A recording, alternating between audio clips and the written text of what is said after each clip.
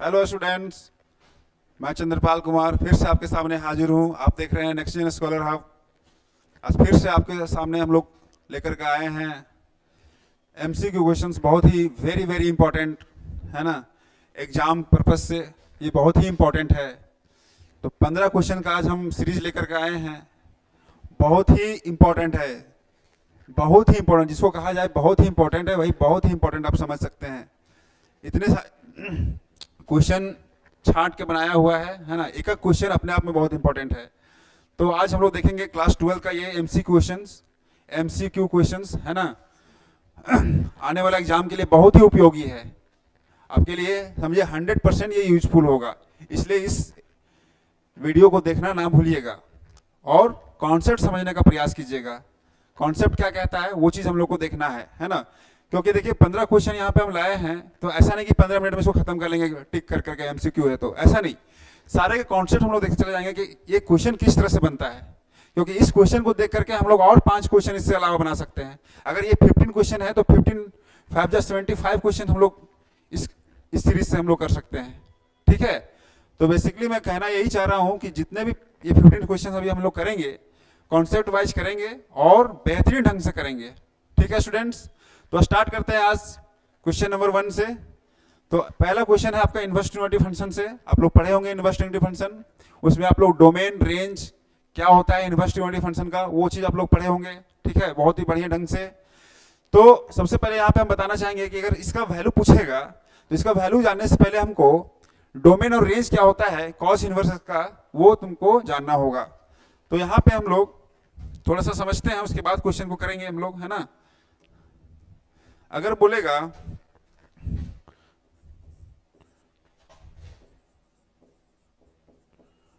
Domain of cos inverse x क्या होता है, अगर किसी को मालूम है तो आप लोग कमेंट करके लिख सकते हैं, है ना। लेकिन फिर भी मैं यहां पे लिख देता हूं, ये होता है आपका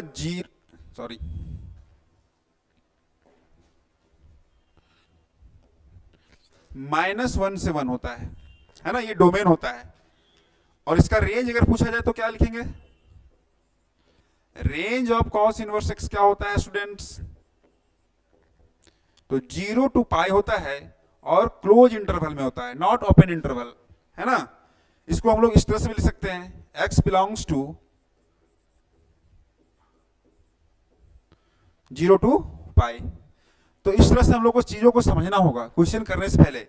जैसे ही क्वेश्चन देखेंगे तो दिमाग में ये थॉट होना चाहिए कि इसका डोमेन क्या हो सकता है, इसका रेंज क्या हो सकता है, तभी हम लोग क्वेश्चन को अच्छे ढंग से कर पाएंगे। तो देखते हैं इस क्वेश्चन का वैल्यू क्या होगा। तो अभी हम लोग देख चुके हैं कि इसका जो डोमेन होगा, इसका रेंज होगा इस कॉस इनवर्स एक्स का, वो क्या होगा 0 to पाई होगा। इट मीन्स इसका जो वैल्यू आएगा वो 0 से पाई के बीच में ही होना चाहिए विथ क्लोज इंटरवल, है ना। क्लोज इंटरवल ओपन इंटरवल आप लोग समझते होंगे बेहतरीन ढंग से, ये 11th क्लास का चीज है, तो इसको हम नहीं बताने वाले यहाँ पे। तो देखो यहाँ सबसे पहले हम लोग देखते हैं, अगर कॉस इनवर्स √3/2 का वैल्यू अगर पूछा जाए तो क्या लिखेंगे। सबसे पहले बताइए, अगर इसको हम लोग 2 तरीके से बना सकते हैं, डायरेक्ट मेथड से बना सकते हैं, इनडायरेक्ट मेथड से बना सकते हैं। तो कॉस इनवर्स एक्स को हम लोग लिख सकते हैं ऐसा, मान लेते हैं एक्स, तो क्या होगा कॉस एक्स इक्वल टू √3/2 होगा कि नहीं। कॉस को उस तरफ ले गए तो कॉस एक्स हो गया, √3 हो गया। अब बताइए ये cos 3/2 कहां पे होता है, किस वैल्यू पे cos 3/2 होता है। तो cos 30 का वैल्यू हम लोग जानते हैं कितना होता है, √3/2, है ना। और 30 को रेडियन में हम लोग कैसे लिख सकते हैं तो 30 को हम लोग रेडियन में लिख सकते हैं π/6। तो यहां से अगर x का वैल्यू पूछा जाए तो क्या π/6 होगा, हाँ बिल्कुल होगा। क्योंकि देखो ये जो वैल्यू लाए हैं वो क्या है, इसी के बीच का वैल्यू है, 0 से पाई का बीच का वही वैल्यू है। तो एक जो इसका प्रिंसिपल वैल्यू होगा ये π/6 हो जाएगा। तो देखो यहाँ पे 2 केस में π/6 है, कि यहाँ पे भी है कि यहाँ पे भी है। तो ये दोनों में से कोई एक ऑप्शन एक हो सकता है। लेकिन हम लोग अभी एक और देख लेते हैं, इसका क्या वैल्यू होगा भाई, कॉस इनवर्स -1/2 का वैल्यू क्या होगा। तो फिर से यहाँ पे इसको लेट कर लेंगे x, it means cos x equal to क्या होगा -1/2 होगा। ठीक है, अब cos -1/2 कहां पे होता है, x का वैल्यू ऐसा क्या रखेंगे जो -1/2 दे देगा, है ना। तो सबसे पहले हम लोग जानते हैं कि अगर cos x का वैल्यू 1/2 हो तो हम लोग लिख सकते हैं स्टूडेंट्स क्या, cos x, सॉरी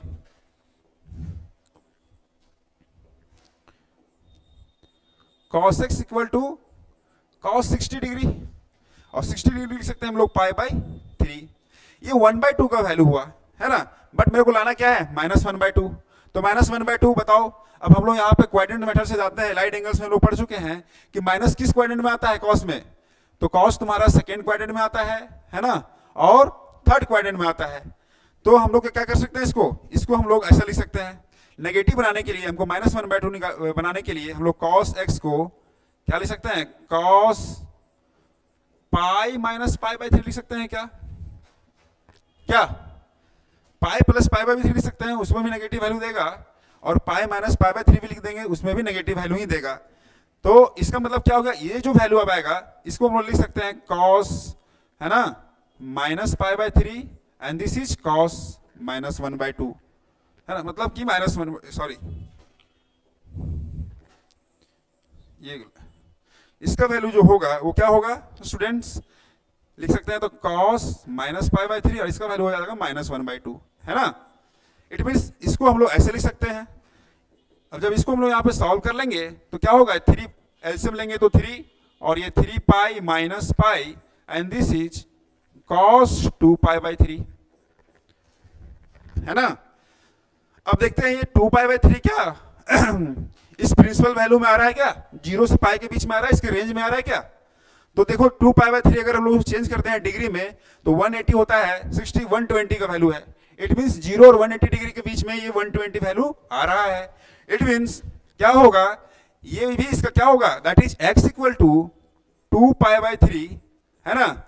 इसके लिए प्रिंसिपल वैल्यू मिला, और इसके लिए क्या प्रिंसिपल वैल्यू मिला, x equal to pi by 6। तो यहाँ कैसा, कौन सा ऑप्शन वैसा सही है बताओ। तो पाई बाई 6 और 2 पाई बाई 3 कहाँ पे है, तो ऑप्शन नंबर बी है, तो बी हो गया। तो देखो एक क्वेश्चन करने में हमको कितना टाइम लगा, ऐसा नहीं कि हम आए और मार दिए और चले गए, वैसे काम नहीं चलेगा, है ना। तो क्वेश्चन को कॉन्सेप्ट के साथ समझ के बनाना है, तभी हम लोग को।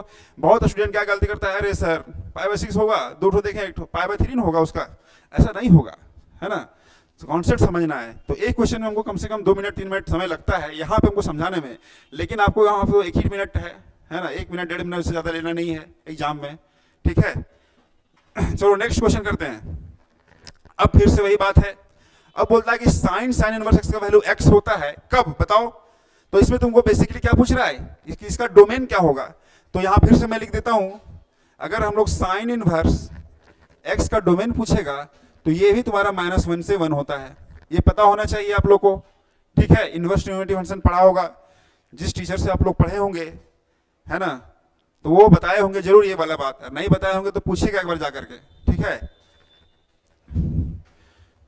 तो अब देखते हैं ये वाला वैल्यू कहां पे मिल रहा है, दैट इज यहां पे ऐसे भी लिख सकते हैं, that is x belongs to -1 to 1 with close interval, not open interval, है ना। क्लोज इंटरवल में ये सेटिस्फाई होता है इसका रेंज, सॉरी डोमेन। तो ये यहां पे भी क्या होगा, B is the right answer होगा। नेक्स्ट, अब देखो यहां पे कैसे बनाना है इसको क्वेश्चन को। अगर यहां पे बता देता हूं, अगर यहां पे क्वेश्चन में कॉस और कॉस इनवर्स ही 8/17 होता तो क्या करते हैं हम लोग जानते हैं इसका फॉर्मूला, कॉस इनवर्स x का वैल्यू x होता है जब x बिलोंग्स टू -1 to 1 होता है रेंज में। तो इसके अकॉर्डिंग क्या हो जाता है, इसका वैल्यू डायरेक्ट क्या हो जाता है, 8/17, और देखो 8/17 -1 के बीच में आ रहा है, ठीक है। तो ये कब होता, जब यहाँ पे कॉस होता तो। लेकिन यहाँ पे देखो ध्यान से, क्वेश्चन में क्या है, क्वेश्चन में कॉस ब्रैकेट में साइन इनवर्स 8/17 है क्या। तो इसको हमको क्या करना पड़ेगा, कॉस में इसको सबसे पहले चेंज करना पड़ेगा। तो इसके लिए बहुत ही सिंपल रूल है ना, हम लोग यहाँ पे लेते हैं पाइथागोरस वाला, ठीक है, पाइथागोरस थ्योरम ले लेते हैं। और देखो ये p/h होता है, इट मीन्स ये 8 हो गया और ये 7 h हो गया 17, ठीक है। तो है ना क्या पाइथागोरस रूल से क्या हो जाएगा, इसका अगर वैल्यू लिखेंगे तो ये 15 हो जाएगा। क्यों, क्योंकि हम जानते हैं b का वैल्यू होगा √17 square minus 8 square, it means 289 minus 64, और ये हो जाता है आपका 225, एंड दिस इज 15, है ना। तो बी हम लोग को मालूम चल गया। इट मीन्स अब हम लोग लिख सकते हैं, क्या लिख सकते हैं स्टूडेंट्स, यहां पे लिख देता हूं मैं क्या, तो कॉस, है ना। अब यहां पे हमको साइन की जगह पे हम लोग कॉस लिख सकते हैं, इसको साइन की जगह पे क्या लिख सकते हैं, कॉस। और कॉस के लिए क्या होता है, बी बाई एच होता है ना, बी मतलब 15 और 17 हो जाएगा, 15/17 होगा। अब देखो ये फिर से उस वाले फॉर्म में आ गया, किस वाले फॉर्म में, ये वाला फॉर्म में आ गया। अब ये वाला फॉर्म में आ गया तो देख लेते हैं इसका वैल्यू डायरेक्ट क्या लिख सकते हैं, 15/17। और देखो ये जरूर ही क्या है, कहां पे बिलोंग्स कर रहा है, माइनस और वन के भी, माइनस वन और वन के बीच में बिलोंग्स कर रहा है क्या। तो इस तरह से क्वेश्चन को हमको करना है, ठीक है। तो कौन सा ऑप्शन सही होगा students, option number B is the right answer, ठीक है। थोड़ा थोड़ा समझ के करना है चीजों को, अदरवाइज गलत होने का चांस बहुत ज्यादा होता है। अब देखते हैं यहाँ पे क्वेश्चन, इसको कैसे करेंगे। तो बहुत वेरी इजी है, अगर वो फॉर्मूला याद रहेगा, कौन सा formula, tan inverse x plus tan inverse y का वैल्यू तो क्या होता है, tan inverse x plus y divided by 1 minus x y. अगर ये फॉर्मूला याद रहा तो हम लोग आसानी से क्या कर लेंगे, इस क्वेश्चन को सॉल्व कर लेंगे। तो देखो करते हैं, क्या है, टेन इनवर्स, डायरेक्ट फॉर्मूला में इंप्लीमेंट करते हैं वैल्यू को, 2/11 plus 7/24 and this is 2/11, sorry 1 minus 2/11 into 7/24, है ना। इसमें सॉल्व कर लेंगे तो टेन इनवर्स 11 और 24 का एलसीएम क्या होगा, तो 24 को 11 से मल्टीप्लाई करो, 24 462 264, है ना, सॉरी चलो मैनेज कर लेते हैं, 264 इसका एलसीएम हो गया, ये 48 और ये 77, ठीक है। इसमें बताओ, दिस इज ऑल्सो 264, यहाँ पे 264 minus 14, this is cancel, 10 inverse 5 and this is 11 और एक 12 एंड दिस इज 264। कट करते हैं इसको, है ना, कट करेंगे कितने बार में कट जाएगा, कटेगा नहीं लग रहा है, ओ सॉरी 264 नहीं होगा, हाँ 250 होगा। यहां पे हो जाएगा तुम्हारा 125 एंड दिस इज 250, माइनस भी करना पड़ेगा ना, हम माइनस नहीं किए थे। अब इसको कट कर लेंगे तो 2 बार में कट जाएगा। इट मीन्स इसका जो फाइनल वैल्यू आएगा वो क्या होगा, 10 इनवर्स 1/2। कहां पे आंसर है, हाँ ऑप्शन नंबर ए क्या हो जाएगा, इसका राइट आंसर हो जाएगा, ठीक है। तो इस तरह से क्वेश्चन को करना है ना। फॉर्मूला याद नहीं रहेगा तो काम नहीं बनेगा, काम नहीं बनेगा तो नाम नहीं बनेगा, ठीक है। और नाम नहीं बनेगा तो फिर कोई काम का तुम नहीं रहेगा, इसलिए फॉर्मूला याद रखना है। हम लोग मैथ्स पढ़ रहे हैं, ट्रिग्नोमेट्रिक पढ़ रहे हैं, तो बिना फॉर्मूला का कोई भी क्वेश्चन नहीं हिलता है ट्रिग्नोमेट्री में, ये याद होना चाहिए, ये पता होना चाहिए। या 11th क्लास का ट्रिग्नोमेट्रिक हो, या 10th क्लास का ट्रिग्नोमेट्रिक हो, या फिर 12th क्लास का ट्रिग्नोमेट्रिक हो, बिना फॉर्मूला का कोई क्वेश्चन आगे नहीं बढ़ेगा, वो हिलेगा ही नहीं, ठीक है। तो जितने भी फॉर्मूले हैं ट्रिग्नोमेट्रिक फंक्शन का, इनवर्स ट्रिग्नोमेट्रिक फंक्शन का, है ना, वो याद होना चाहिए, पता होना चाहिए आप लोगों को, ठीक है, नहीं तो बन जाइएगा बोका। अब देखो ये क्वेश्चन, देखो ये प्रॉपर्टी बेस्ड क्वेश्चन है, इसमें कुछ करने की जरूरत नहीं, इसको अगर हम लोग याद कर लेंगे तो काम बन जाएगा। बोलता है कि every rational function is continuous at every point in its, कहां पे, जितने भी रेशनल फंक्शन है, जितने भी जैसे रेशनल फंक्शन है p/q, जहां पे q नॉट इक्वल टू 0, ये सारे कॉन्टिन्यूअस फंक्शन होते हैं, ये मेरे को याद होना चाहिए, ठीक है। हर एक पॉइंट पे ये क्या होते हैं, कॉन्टिन्यूअस फंक्शन होते हैं। कॉन्टिन्यूअस फंक्शन, कॉन्टिन्यूटी में हम लोग पढ़े हैं कि कोई भी फंक्शन कॉन्टिन्यूअस कब होता है, जब उसका left hand limit, right hand limit और फंक्शन पे जो वैल्यू है उसका तीनों का वैल्यू क्या होना चाहिए, इक्वल होना चाहिए। अगर उस तरह का होता है तो वो हम लोग क्या लेते हैं, वो फंक्शन कॉन्टिन्यूअस ले लेते हैं, ठीक है। तो यहाँ पे कॉन्टिन्यूअस हमको स्टार्ट नहीं करना है, कैसे कॉन्टिन्यूअस है, क्या है, वो सब नहीं करना है डायरेक्ट हम लोग कोई, क्योंकि हम लोग एमसीक्यू कर रहे हैं तो उसी तरह से देखना है। तो बोलता है कि ये every rational function is continuous at every point, ठीक है।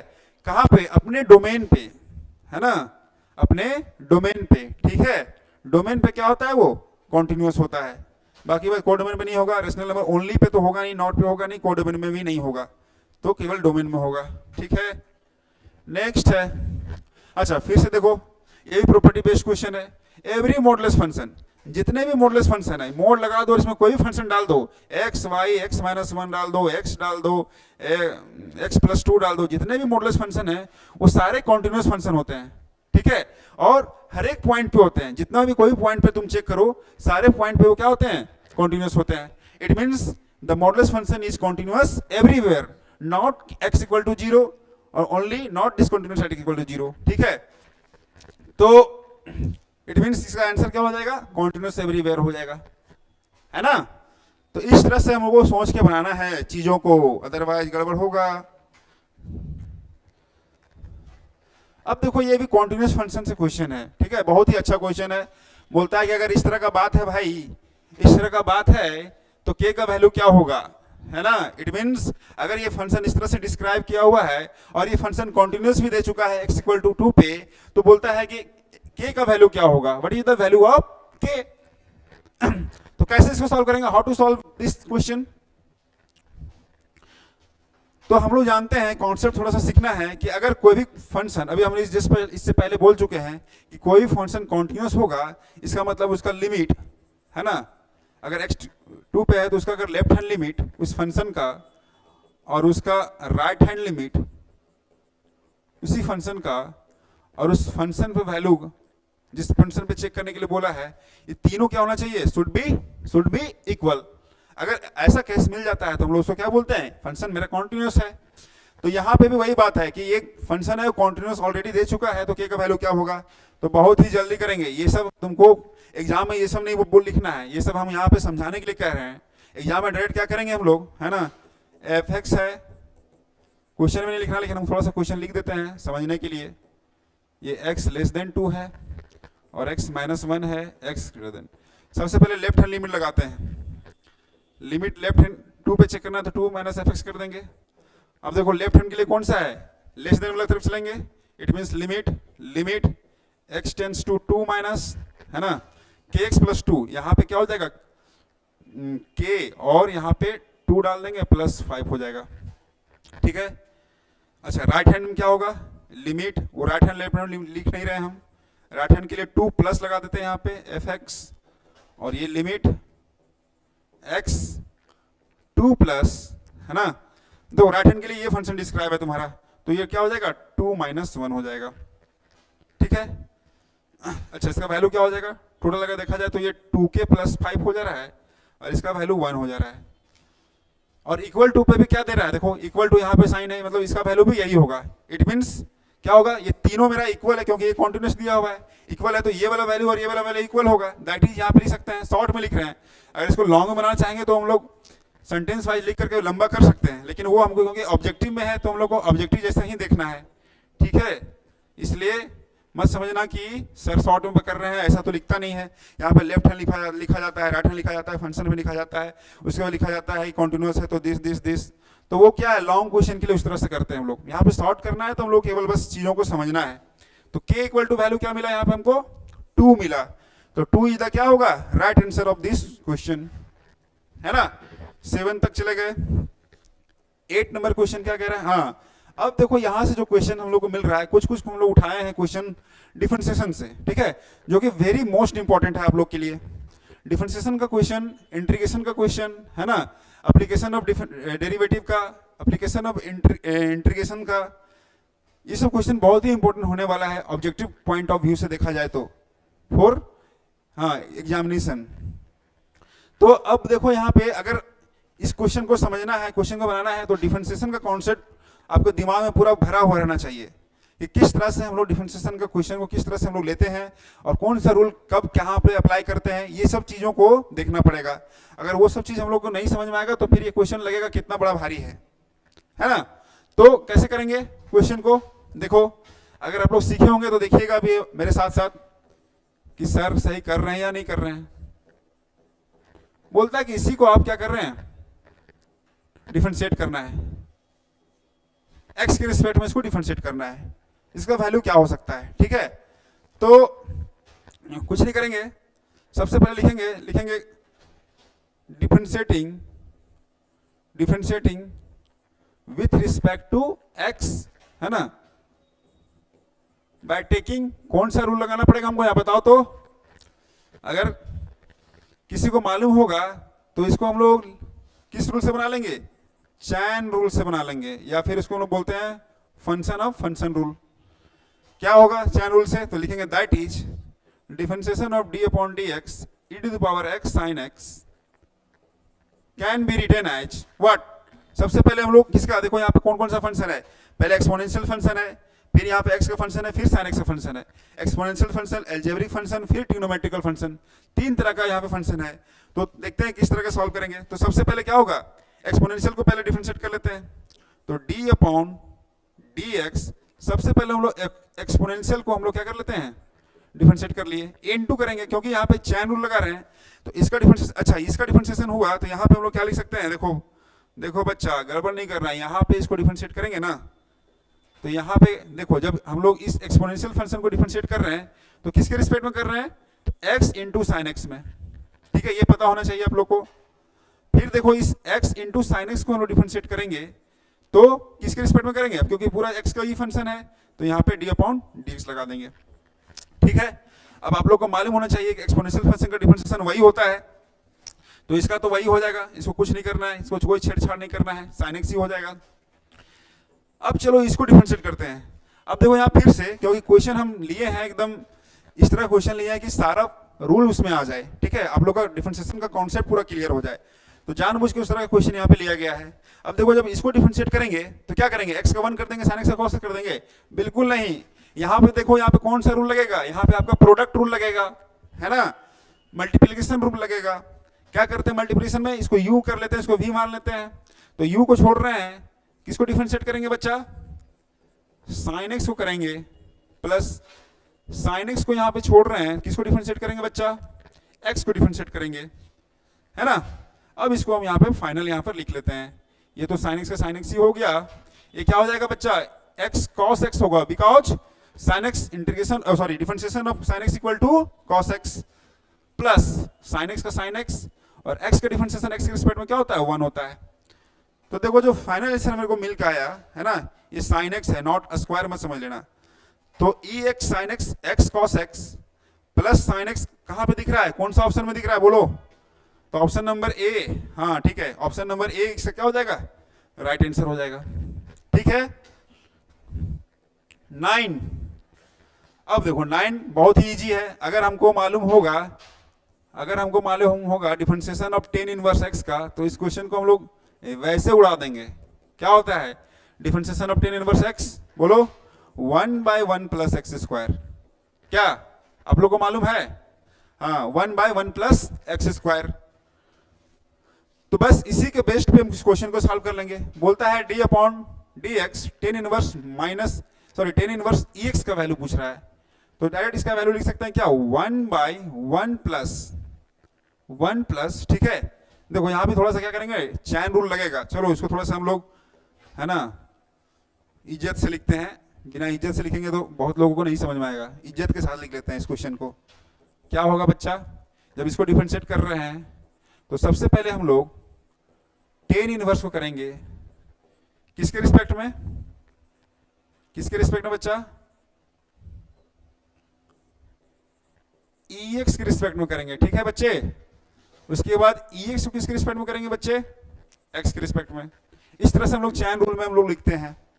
अब क्या होगा, टेन इनवर्स एक्स का differentiation according to this rule 1/1 plus, है ना, ये क्या होगा, और यहाँ पे इसका स्क्वायर लगा देंगे, और यहाँ से क्या होगा, ये ई एक्स का एक्स ही होगा। जब इसको पूरा सॉल्व कर लेंगे तो ऊपर में e to the power x होगा, 1 plus e to the power 2x हो जाएगा। कहाँ पे आंसर है ये वाला, कहाँ पे रे, क्वेश्चन नंबर सी है, सॉरी ऑप्शन नंबर सी होगा इसका आंसर, ठीक है। तो इस तरह से हम लोग करना है, नहीं तो गड़बड़ हो। अरे देखो नेक्स्ट क्वेश्चन लग रहा है कितना भारी क्वेश्चन हो गया, कैसे बनेगा ये तो खत्म ही नहीं हो रहा है। √x plus √x plus √x कैसे बनाएंगे, है ना, तो सोचना पड़ेगा बचवा, नहीं तो काम होगा गड़बड़, ठीक है। क्वेश्चन देख लेते हैं कैसे बनेगा। ये क्वेश्चन तुम्हारा है ना, कहाँ से, डिफरेंशिएशन से ही क्वेश्चन है, और कौन सा टॉपिक है ये, हाँ इन्फिनिटी का केस वाला में, जहाँ पे डिफरेंशिएशन इन्फिनिटी टाइम में करना होता है, उस केस का ये क्वेश्चन है।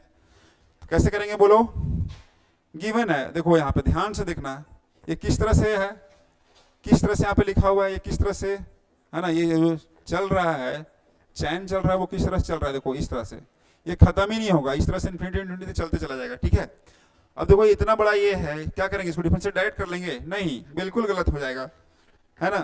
क्या करेंगे, देखो ध्यान से देखो, कलर चेंज कर लेते हैं हम लोग, बाई इज्जत हम लोग कलर चेंज कर लेते हैं। देखो यहाँ पे क्या होगा, यहां से यहां तुम ध्यान से देखो, ये वाला क्या होगा, इसका वैल्यू क्या y लिख सकते हैं, बिल्कुल लिख सकते हैं, क्योंकि देखो जब इसका वैल्यू y हो सकता है तो यहां से यहां का वैल्यू भी क्या होगा, y भी होगा, ठीक है। तो इसको लिख सकेंगे y equal to root under x plus y कर देते हैं, बस और कुछ नहीं करना है। अब चाहो तो लिख सकते हैं स्क्वायरिंग बोथ साइड, है ना, स्क्वायरिंग स्क्वायरिंग है ना, squaring both side, squaring both side करेंगे तो क्या होगा, इधर y स्क्वायर हो जाएगा और इधर x प्लस वाई होगा। अब इसको डिफरेंशिएट कर देना है, बिल्कुल, है ना। तो लिखेंगे डिफरेंशिएटिंग, क्योंकि हमको dy बाई डी एक्स चाहिए ना, तो x के रिस्पेक्ट में हमको डिफरेंशिएट करना पड़ेगा। तो डिफरेंशिएट करेंगे तो क्या वैल्यू मिलेगा बोलो, 2y dy by d x. ये तुम लोगों को पता होना चाहिए, ऐसा क्यों लिख रहे हैं हम, क्योंकि देखो फंक्शन y का है, हमको x के रिस्पेक्ट में करना है, तो लास्ट में हमको dy बाई डी एक्स लगाना पड़ेगा, ये रूल होता है। x है, x का 1 जानते हैं, और ये फिर से ये dy बाई डी एक्स, बहुत ही ईजी है। dy बाई डी एक्स को इस तरफ ले आओ तो ये 2y माइनस में 1 चेंज हो जाएगा विथ कॉमन, और इधर 1 रह जाएगा। तो देयरफॉर यहाँ से dy बाई डी एक्स का जो वैल्यू मिल के आ रहा है मेरे को, वो क्या मिल रहा है, 1/2y माइनस 1। बस सिंपल था, ये ऑप्शन तुम्हारा सही हो जाएगा। क्या क्या जी हैं, हाँ ठीक है। 10 नंबर हम लोग 15 तक जाना है। देख रहे हो हम लोग को 15 ही क्वेश्चन को बनाने में कितना समय लग रहा है, कॉन्सेप्ट से हमको समझना है ना, बिल्कुल अगर ऐसे चले जाएंगे तो हम लोग डायरेक्ट मारेंगे तो कोई फायदा होगा नहीं, ठीक है। नेक्स्ट क्वेश्चन, अब देखो ये भी तुम्हारा डिफरेंशिएशन से है, किस टॉपिक से है, डिफरेंशिएशन का तो है, किस टॉपिक से, डिफरेंशिएशन पढ़ा होगा तुम लोग शायद, है ना, शायद क्या पढ़ा ही होगा, क्या है, डिफरेंशिएशन ऑन पैरामेट्रिक फंक्शन, है ना, हम लोग पढ़े हुए हैं differentiation on parametric function. Parametric function का ये क्वेश्चन तुम्हारा दे रखा है यहाँ पे बोर्ड में, बोलता है कि कैसे इसको डिफरेंशिएट करेंगे, यहाँ पे dy बाई डी एक्स निकालना है। तो देखो यहाँ पे पैरामीटर क्या है मेरे पास, पैरामीटर क्या है, अगर ये x का वैल्यू इस तरह से है a theta plus sine theta और y a1, पैरामीटर में मतलब जिस वैल्यू पे हम लोग कुछ मतलब कि कुछ जिस वैल्यू पे हम लोग फंक्शन को चेंज करेंगे, हाँ वैल्यू को चेंज करेंगे तो क्या होगा, ये फंक्शन चेंज हो जाएगा, कहने का मतलब है ना। तो यहाँ पे देखो थीटा मेरा यहाँ पे पैरामीटर है, थीटा का मैं डिफरेंट डिफरेंट यहाँ पे वैल्यू डालते जाओ तो ये x का फंक्शन चेंज करते जाएगा, यहाँ पे फिर y का फंक्शन चेंज होते जाएगा। तो यहाँ पे थीटा मेरा पैरामीटर हो गया, वो है ना, उस मतलब थीटा के हिसाब से ये फंक्शन क्या होगा, वेरीज होगा। तो इसको क्वेश्चन को कैसे सॉल्व करेंगे, x इक्वल टू, देखो ये दे रखा है थीटा प्लस साइन थीटा, है ना। तो इसमें रूल क्या होता है, पढ़ा होगा तुम लोग कि जो पैरामीटर है उसी के रिस्पेक्ट में क्या करते हैं, इसको डिफरेंशिएट करते हैं। तो यहाँ पे क्या लिखेंगे, डिफरेंशिएटिंग, है ना, सीधा वो लिखने की जरूरत नहीं है क्योंकि हम लोग ऑब्जेक्टिव कर रहे हैं। तो ये डी थीटा के रिस्पेक्ट में क्या कर लेंगे, इसको डिफरेंशिएट कर लेंगे। तो देखो ये ए का तो यही होगा क्योंकि कांस्टेंट है, थीटा का 1 होगा थीटा के रिस्पेक्ट में, और साइन थीटा का क्या होगा, कॉस थीटा होगा। ये बात पता होना चाहिए तुम लोग को, है ना, ये सब्जेक्टिव में पढ़ा हुआ है। ये हम लोग डायरेक्ट कैसे कर रहे हैं ये चीज हम लोग सिखाएंगे नहीं कि किस रूल से इसको हम लोग कर रहे हैं, है ना। फिर देखो d y by d theta क्या होगा अकॉर्डिंग टू दिस। तो देखो ए का तो यही होगा, फिर से 1 का 0 हो जाता है क्योंकि कांस्टेंट का डिफरेंशिएशन 0 होता है, और कॉस थीटा के क्या होगा, माइनस साइन थीटा। ये तुम लोग को पता होना चाहिए। इट मींस ये ए साइन थीटा हो जाएगा टोटल, ठीक है। अब मेरे को चाहिए क्या, मेरे को चाहिए क्या, d y by d x. तो करेंगे क्या, है ना, d y by d theta को डिवाइड कर दो d x by d theta से। तो देखो तो वो d y by d x मिल जाएगा, बिल्कुल मिलेगा। तो सारा वैल्यू यहाँ पर रख देते हैं, d y by d theta है मेरे पास ए साइन थीटा, और वो है तुम्हारे a 1 प्लस कॉस थीटा, है ना। तो a कैंसल आउट, क्या है sign theta by 1 plus cos theta. क्या ये आंसर दिया हुआ है ऑप्शन में? ये आंसर दिया हुआ है? नहीं दिया हुआ है। लो काम गड़बड़ हो गया, sign theta by 1 plus cos theta दिया हुआ है, आंसर तो मेरा इस तरह के फॉर्म में दिया हुआ है। तो क्या करेंगे, अगर हम लोग को ट्रिग्नोमेट्री का क्राइटेरिया बहुत बढ़िया से, अगर हम लोग को ट्रिग्नोमेट्री का कॉन्सेप्ट बहुत बढ़िया से पता होगा, तो हम लोग इसको चेंज करेंगे इस फॉर्म में, है ना। हाउ टू पॉसिबल स्टूडेंट्स, देखो अभी हम लोग पॉसिबल इम्पॉसिबल तो नहीं कर सकते, पॉसिबल कैसे करते हैं सो देखो। इम्पॉसिबल कोई चीज़ नहीं होता है ना, दुनिया में कोई भी चीज़ इम्पॉसिबल नहीं होता है। अगर हम लोग चाह ले तो हम लोग आसानी से कर सकते हैं चीज़ों को, ठीक है। तो अब देखो इसको चेंज कैसे करते हैं, थोड़ा सा देखो कौन फोन कर रहा है क्या।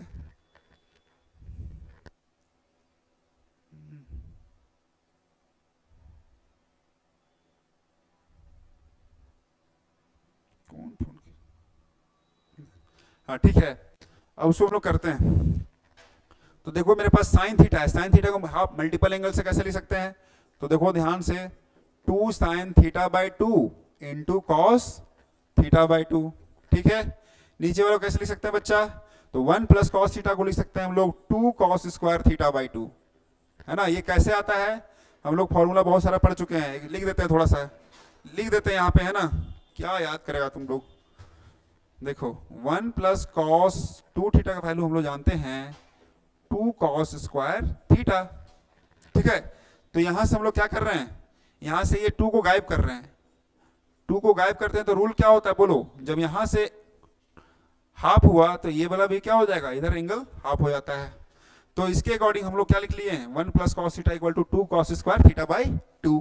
तो यहां से क्या होगा बच्चा, 2 कैंसिल हो गया, स्क्वायर से कॉस थीटा कैंसिल आउट, मेरे पास वैल्यू बच रहा है, remaining value is sine theta by 2 divided by cos theta by 2, that is tan theta by 2, that's it. Tan theta by 2 is the right answer of this question. Where is tan theta by 2, option number A, है ना।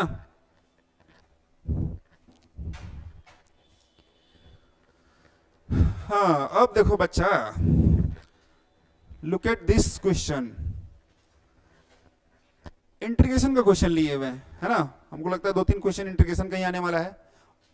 अभी हम लोग लेकर के आएंगे बहुत सारा अभी सीरीज में, इंटीग्रेशन डिफरेंशिएशन, मैट्रिक्स का, रिलेशन फंक्शन का क्वेश्चन, है ना, 3 डायमेंशनल ज्योमेट्री का, प्रोबेबिलिटी का, इस सब बहुत सारा क्वेश्चन लेने वाला है, टेंशन नहीं लेना है।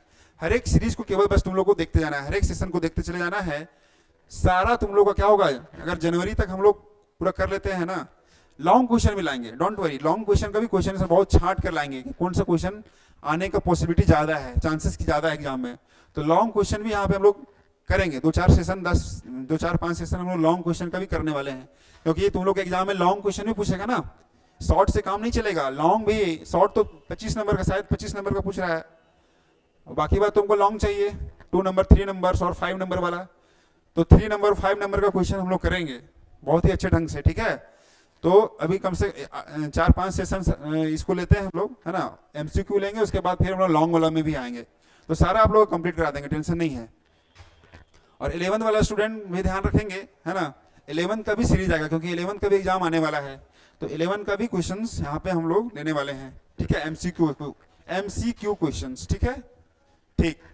अब देखो इसको कैसे डिफरेंशिएट करते हैं, सॉरी इंटीग्रेट करते हैं। इंटीग्रेशन का हो गया तो इंटीग्रेशन बोलना पड़ेगा ना बच्चा, क्या है, बोलता है integration of cos square x का इंटीग्रेशन करना है। लो कैसे करेंगे, तो कॉस स्क्वायर एक्स का इंटीग्रेशन, अब तुमको पता होना चाहिए, है ना, कि इंटीग्रेशन वैसे ही फंक्शन कर सकते हैं, केवल एक्सेप्शन है क्या, सेक स्क्वायर वाला को छोड़ करके, सेक स्क्वायर डीएक्स का इंटीग्रेशन हम लोग कर सकते हैं डायरेक्ट, क्या होता है इसका, होता है 10x प्लस सी होता है, केवल इस तरह का, केवल स्क्वायर वाला सेक को छोड़ करके, बाकी बात कोई भी ऐसा फंक्शन नहीं है जिसमें अगर स्क्वायर लग जाए, क्यूब लग जाए, कोई भी पावर लग जाए तो उसको डायरेक्ट इंटीग्रेशन होता है ना, ये आप लोग को मालूम होना चाहिए, ठीक है।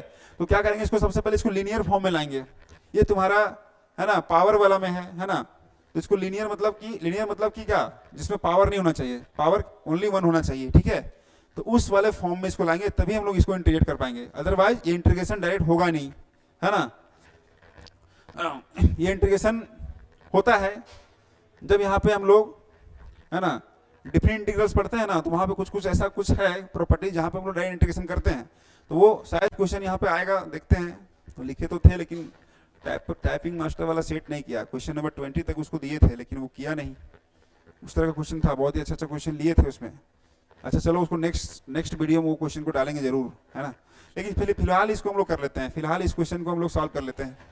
कैसे सॉल्व करेंगे? तो सबसे पहले इसको लीनियर फॉर्म अभी हम दिखा चुके हैं, अभी जस्ट इससे पहले वाला में हम लोग फॉर्मूला लिख चुके हैं। क्या लिखे थे बच्चा? 1 + 2x इक्वल टू क्या लिखे थे? 2 cos स्क्वायर x। तो यहां से अगर पूछा जाए कि cos स्क्वायर x का वैल्यू क्या होगा, तो 1 + cos 2x डिवाइडेड बाई 2 लिख सकते हैं कि नहीं? बस यही फॉर्मूला को यहां पे इंप्लीमेंट कर देना है, सीधा सीधा लिखो इस तरह से। इसको चाहेंगे तो अलग अलग कर सकते हैं, ऐसा है ना। चाहेंगे तो हम लोग, चाहते तो हम शॉर्ट में बहुत जल्दी बना देंगे, लेकिन थोड़ा आप लोग को समझना भी है, इसलिए हम थोड़ा सा लंबा करते हैं जानबूझ के। नहीं तो मत सोचना सर इतना लंबा लंबा क्वेश्चन क्यों, हर एक क्वेश्चन को इतना लंबा क्यों ले जा रहे हैं आप, है ना। तो चाहते तो हम एक ही लाइन में कर देंगे, हमको इसका वैल्यू भी याद है हमको, ठीक है। तो उतना शॉर्ट नहीं करना है ना, हम लोग को समझना है इस चीज़ों को। अब देखो ये तुम्हारा इंटीग्रेशन होने लायक हो गया। क्या रूल है? तो dx का इंटीग्रेशन क्या होता है? सिंपल x होता है, और ये 1/2 cos 2x का इंटीग्रेशन क्या होगा जी? सबसे पहले बताओ कि cos x का इंटीग्रेशन क्या होता है? क्या माइनस साइन x? नहीं, ओनली साइन x। तो अगर यहाँ पे cos 2x आ गया तो इसका रूल क्या कहता है? तो साइन 2x कर लेंगे और x के साथ जो करस्पॉन्डिंग एलिमेंट है उसको क्या करते हैं, नीचे हम लोग डिवाइड कर देते हैं। यही तो रूल है। तो इसके अकॉर्डिंग यहाँ पे क्या हो जाएगा? Sine 2x/2 plus c। Integration constant हम लोग c लगाते हैं। अब ये क्यों लगता है c, है ना, और डिफरेंशिएशन में c नहीं लगता है, ये सब का जो क्राइटेरिया है, ये सब का जो है ना, इस चीज़ों को जानना है वो हम लोग ऑफलाइन बोलते हैं, वो हम लोग थ्योरी क्लासेस में करते हैं वो सब चीज़, ठीक है। सी क्यों यहाँ पे लग रहा है, डिफरेंशिएशन में सी क्यों नहीं लगता है, ये सब चीज़ों को हम लोग को अच्छा से समझना है। तो थ्योरी क्लास को अटेंड करना पड़ेगा। थ्योरी क्लास में हम लोग धीरे धीरे लाने वाले हैं, क्योंकि हम लोग स्टार्ट किए हैं तो सारा चलेगा। अब ऐसे नेक्स्ट आने वाले बच्चे लोग के लिए थ्योरी क्लास भी यहाँ पे हम लोग लाने वाले हैं, ठीक है। तो डोंट वरी, है ना, एक एक चीज़ को एकदम बारीकी से समझेंगे, हवा में नहीं समझना है ना। बहुत जगह पे हम देखे हैं बच्चा लोग आता है मेरे पास तो हवा में केवल बात करके निकल जाता है, सर ऐसे। लेकिन उसको अगर अंदर की जानकारी को पूछा जाए, अंदर की चीज़ों को पूछते हैं तो बस चुपचाप लगा देता है। तो वैसा नहीं करना है, तो चीज़ों को समझना भी है कि सी क्यों नहीं, सी क्यों, है ना, ये सब चीज़ों को समझना है। तो बताओ ये कैसा कहाँ पे दिख रहा है? अगर 1/2 यहाँ पे हम लोग ले लेते हैं तो x plus sign 2x/2 plus c, ये कहाँ पे दिख रहा है बच्चा? ये दिख रहा है आपको ऑप्शन नंबर ए में, ठीक है। 12 क्वेश्चन हो गया। क्वेश्चन नंबर 13 देखो, हाँ, जिसकी बारे में बात कर रहे थे वो यहाँ पे आ गया। देखो ये कैसा क्वेश्चन है, बोलता है integration of -π/2 π/2 sin to the power 7x dx। क्या इसको कैसे इंटीग्रेट करेंगे? क्या इसमें फॉर्मूला लगाएंगे? कितना दूर तक लगाते रहोगे? ये तो बोर्ड भर जाएगा, बोर्ड से भी नेक्स्ट पेज लेना पड़ जाएगा हमको। अगर इसको हम लोग फॉर्मूला पे चले तो स्क्वायर में चेंज करके, तो इसको ऐसे नहीं बनाएंगे, इसको हम लोग प्रॉपर्टी बेस्ड बनाएंगे। अगर हम लोग डिफरेंट इंटीग्रल में प्रॉपर्टीज बढ़िया से पढ़े होंगे तो एक प्रॉपर्टी होता है जो मैं यहाँ पे लिख देता हूँ, उसको देखना है कि अगर कोई भी फंक्शन -a to a है और वो fx है, ठीक है, तो क्या इसको हम लोग लिख सकते हैं? कैसे लिख सकते हैं बच्चा? तो 0 to a लिख सकते हैं और यहाँ पे 2 लगा देते हैं और ये fx dx होता है, ठीक है। तो ये लिख सकते हैं क्या? हाँ, ठीक है। तो इसके अकॉर्डिंग इसको कैसे लिखेंगे? इंटीग्रेशन ऑफ 0 to π/2, यहाँ पे 2 sin to the power 7x dx। चलो एक स्टेप तो हम लोग क्लियर कर लिए। अब क्या नेक्स्ट स्टेप में क्या इसका फॉर्मूला लगाएंगे sin to the power 7x और फिर सॉल्व करेंगे? नहीं, इसको क्या करेंगे, थोड़ा प्रॉपर्टीज अगर पढ़ा होगा तो याद होगा, इवन फंक्शन और ऑड फंक्शन वाला प्रॉपर्टी, है ना। इवन फंक्शन और ऑड फंक्शन वाला में अगर इस तरह का बात है ना, इस तरह का बात है कि फंक्शन में, है ना, यहाँ पे लिख देते हैं कि अगर यहाँ पे हम लिखते हैं, इसी में कर देते हैं, अगर यहाँ पे n लगा देते हैं, चाहे यहाँ पे लिख लो, अगर कोई फंक्शन यहाँ पे लिख देते हैं केवल, फंक्शन अगर ऑड हो जाए तो उसका वैल्यू डायरेक्ट 0 होगा इस केस में, और फंक्शन इवन होगा तो इसको हमको आगे क्या करना पड़ेगा, सॉल्व करना पड़ेगा। ठीक है, इसको हमको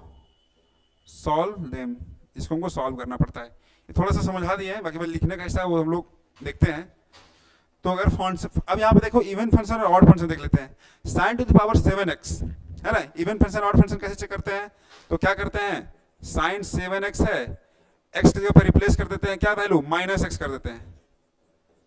माइनस कर देंगे तो हमारे माइनस लगेगा, बाहर निकल जाएगा, क्योंकि साइन कैसा फंक्शन है मेरा, ऑड फंक्शन है। तो देखो अगर कोई फंक्शन -x है और ये -fx दे रहा है, ये मतलब फंक्शन ऑड है, तो वही काम यहाँ पे किए। तो देखा जाए तो ये फंक्शन क्या है, ऑड फंक्शन है, तो डायरेक्ट वैल्यू से क्या होगा, आंसर 0 होगा। इसको सॉल्व करने की जरूरत नहीं है। हाँ, यहीं पे अगर रहता ये 4 2 6 तो हम लोग आगे इसको क्या करते, सॉल्व करते, है ना। लेकिन यहाँ पे 7 है तो हम लोग 0, तो जानबूझ के क्वेश्चन दिया हुआ था, है ना, इवन फंक्शन ऑड फंक्शन का है, तो ऑड फंक्शन का था इसलिए हम लोग डायरेक्ट वैल्यू 0 कर लिए। इवन फंक्शन रहता तो बाबू आगे बढ़ना पड़ता। ठीक है, नेक्स्ट। हाँ, अब देखो यहाँ पे उसी का नेक्स्ट क्वेश्चन है ना, यहाँ पे इवन फंक्शन है, तो फिर से क्या कर लेंगे इसको, 0 π/2, यहाँ पे 2 और यहाँ पे sin स्क्वायर x dx। अब बताओ इसको कैसे, पहले तो इसको इंटीग्रेट कर लेते हैं। कैसे इंटीग्रेट होगा, तो फॉर्मूला कौन सा होता है, 1 - cos 2x है इज इक्वल टू, हम लोग जानते हैं 2 sin स्क्वायर x, ये आप लोग को पता होना चाहिए। तो यहाँ से अगर हम लोग sin स्क्वायर x देखेंगे तो क्या मिलता है, 1 - cos 2x डिवाइडेड बाई 2। ये फॉर्मूला यहाँ पे इंप्लीमेंट कर लेंगे तो इक्वल टू क्या होगा, 2। क्योंकि देखो यहाँ पे इसलिए इसको सॉल्व कर रहे हैं क्योंकि ये मेरा इवन फंक्शन है ना, इवन फंक्शन बिकॉज कि अगर हम लोग साइन स्क्वायर की जगह पे -x सब्स्टिट्यूट कर देते हैं तो ये वैल्यू तुम्हारा साइन स्क्वायर x ही देता है, इसलिए ये फंक्शन को हम लोग क्या बोलते हैं, इवन फंक्शन बोलते हैं। ठीक है, इस फंक्शन को हम लोग इवन फंक्शन बोलते हैं। ठीक है, तो चलो सॉल्व कर लेते हैं इसको, क्या होता है इसका आंसर देख लेंगे। तो ये 1 - cos 2x divided by 2 dx, यहां से 2 कैंसिल कर लो, कोई दिक्कत वाली बात नहीं है। यहाँ इसका x होगा, थोड़ा ऐड करते हैं बच्चा, ये साइन अभी बता चुके हैं, sin 2x/2 होगा और ये 0 to π/2 होगा, है ना। अब बताओ इसको कैसे सॉल्व करेंगे, तो हम लोग जानते हैं डिफरेंट इंटीग्रल्स में इस तरह का क्वेश्चन को क्या करते हैं, upper limit minus lower limit, upper limit minus lower limit. ठीक है, हेलो,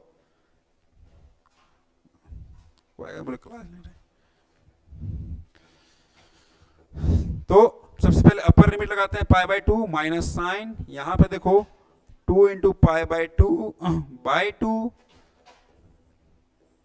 और यहाँ तो क्या होगा, इसमें साइन 0, ये भी 0 होगा और यहाँ पे भी साइन 0 का वैल्यू 0 ही होता है। ये करने की जरूरत नहीं था लेकिन हम लोग फिर भी लिख लेते हैं। नेक्स्ट क्या हो जाएगा बच्चा, π/2 माइनस, देखो ये 2 कैंसिल कर लिए, ठीक है, तो साइन पाई भेला, साइन पाई का वैल्यू भी 0 ही होता है, तो ये फिर से 0 हो गया। इधर पूरा वाला सारा बोलते सारे के सारे क्या हो जाएंगे, 0 हो जाएंगे। ठीक है, तो आंसर क्या हो गया, π/2, π/2 इज द राइट आंसर, है ना। कहाँ पे मिल रहा है, कहाँ पे दिख रहा है, π/2 होगा। ठीक है, तो इस तरह से क्वेश्चन को करेंगे हम लोग। क्वेश्चन थोड़ा हैवी है। अच्छा, ये कैसे होगा बच्चा, एक लास्ट क्वेश्चन हम लोग लेते हैं आज का सेशन का, ये लास्ट क्वेश्चन है, और ये कैसे करेंगे बताओ, किसी पास अगर ये नॉलेज है, जानकारी है तो बता सकते हैं आप लोग, है ना। देखो, अगर आप लोगों को पता होगा, आप लोग अगर पढ़े होंगे बहुत बढ़िया से, तो हम लोग जानते हैं कि अगर इसका इंटीग्रेशन लिखा जाए डायरेक्ट तो क्या होता है, बोलो, साइन इनवर्स x होता है ना। ये कैसे आता है, देखो हम लोग जानते हैं, अगर इस तरह का बात हो, a² - x², ये इंटीग्रेशन का जो 6 है ना, जो 6 क्या उसको बोल रहे हैं स्पेशल इंटीग्रेशन जो है ना, 6 जो क्वेश्चन का 6 डिफरेंशिएशन बोल रहे, क्या बोल रहे हैं, 6 स्पेशल आपके पास इंटीग्रेशन का फॉर्मूला आएगा, उसी पे एक ये फॉर्मूला है, इसका क्या होता है value, sine inverse x by, थोड़ा गड़बड़ हो जाता है कभी कभी ज़्यादा बोलने पे, तो इसके अकॉर्डिंग ही वो लिखा हुआ है, क्योंकि यहाँ पे देखो एक जगह पे 1 है तो यहाँ पे 1 लिखने की जरूरत नहीं है, यहाँ पे C डाल सकते हैं ऐसा। लेकिन क्योंकि हम लोग यहाँ पे, अरे क्या हो गया, डिफरेंट इंटीग्रल्स पढ़ रहे हैं तो C वहाँ पे नहीं लगता है, डिफरेंट इंटीग्रल्स में हम लोग को C नहीं लगता है, तो डायरेक्ट यहाँ पे हम लोग लिखेंगे सीधा सीधी, ये साइन इनवर्स x का ही वैल्यू दे रखा हुआ है तुम्हारा 0 से 1/2, और फिर से वही काम करेंगे, upper limit minus lower limit, तो 1/2 माइनस साइन इनवर्स 0 होगा। चलो इसी की वैल्यू, तो साइन इनवर्स 1/2 कहाँ होता है, जब वैल्यू ये π/6 होता है और ये value 0, it means answer is π/6। क्या कोई दिक्कत? तो क्वेश्चन को इसी तरह से करते चले जाना है ना। अभी बहुत सारा क्वेश्चन आने वाला है, डोंट वरी, है ना। हम लोग एक एक चीजों को देख लेंगे, बारीकी से देख लेंगे, सारा यहाँ पे आप लोग का कंप्लीट हो जाएगा, कहीं भी देखने की जरूरत नहीं है। अगर इस सेशन को, मेरा सेशन को अगर लगातार आप देखते चले जाएंगे ना कंटिन्यू, तो कोई भी क्वेश्चन और देखने की जरूरत है नहीं, ठीक है। यहीं से काम चल जाएगा आप लोग का, 25 का 25 क्वेश्चन ही आप लोग का एग्जाम में बनाने लायक हो जाइएगा आप लोग, ठीक है। तो आज का सेशन हम लोग यहीं पे एंड करते हैं, क्योंकि इसमें 15 ही क्वेश्चन था, 15 क्वेश्चन हम लोग लेकर के आए थे। अब इसी तरह का क्वेश्चन आने वाला है, तो आज हम लोग यहीं पे इसको एंड कर रहे हैं, है ना। तब तक आप लोग जान रहे हैं, ठीक है। बार बार बोलने में अच्छा नहीं लगता, लेकिन फिर भी आप लोग लाइक और सब्सक्राइब भी करिएगा, ठीक है, क्योंकि हम लोग उससे क्या मिलता है, हम लोग को थोड़ा सा बिल्डअप होते हैं हम लोग, पावर मिलता है हम लोग को, ठीक है। अगर पावर नहीं मिलेगा ना तो फिर पावर से नहीं बोल सकते हम लोग यहाँ पे, ठीक है। तो लाइक, सब्सक्राइब और कमेंट तो करना ही है ना, ठीक है। तो आज के लिए इतना ही। जय हिंद, जय भारत, बस और क्या बोले।